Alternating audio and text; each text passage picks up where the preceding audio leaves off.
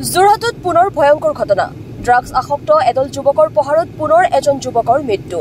এটা নিচামুক্তি কেন্দ্ৰত থকা কেবাজনো যুৱকে দেৱজিৎ নেওগ নামৰ যুৱকজনক পহাৰ কৰাৰ ফলতেই মৃত্যু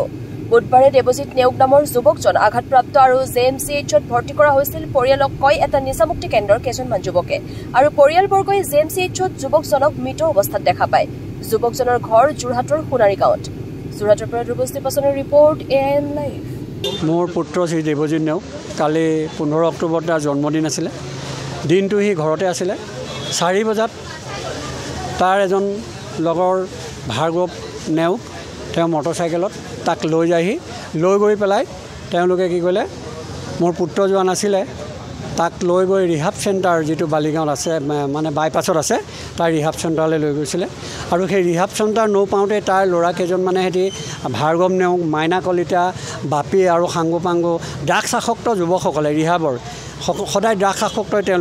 তেওঁলোকে কি ক'লে ইয়াক টানি মাৰি চুচৰাই তেওঁলোকে ভিতৰলৈ লৈ গ'ল কি যুক্তিত কি কেনেকৈ নিলে সেইখিনি আমি অৱগত নহয় আৰু তাক তাতে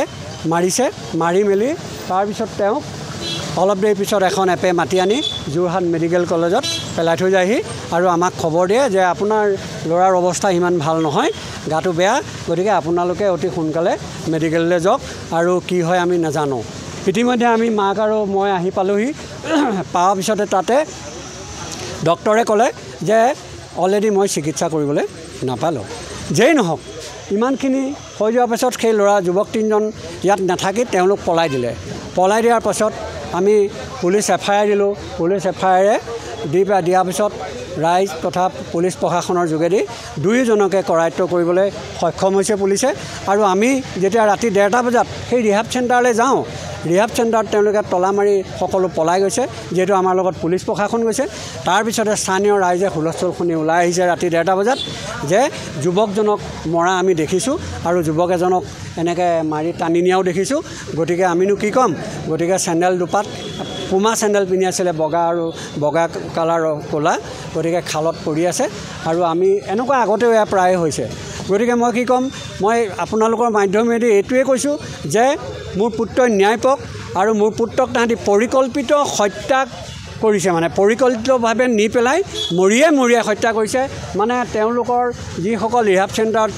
মানে ড্ৰাগছ আসক্ত যুৱক আছিলে তেওঁলোকে যেন মানে এটা গণহত্যাহে কৰিছে গতিকে এটা পহু মৰা দি মাৰিছে গতিকে স্থানীয় মানুহে আমাক কৈছে আৰু আমি বহু জানিব পাৰিছোঁ আৰু যিখিনি আমাৰ তাৰ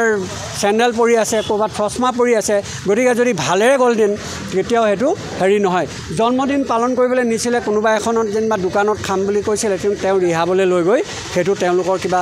ভিতৰুৱা কিবা আছিলে যদি আমি নাজানো কিন্তু পৰিকল্পিতভাৱে মাতি নি তাক হত্যা কৰি যোৰহাট মেডিকেলত পেলাই থৈ গৈছে আৰু গতিকে আমি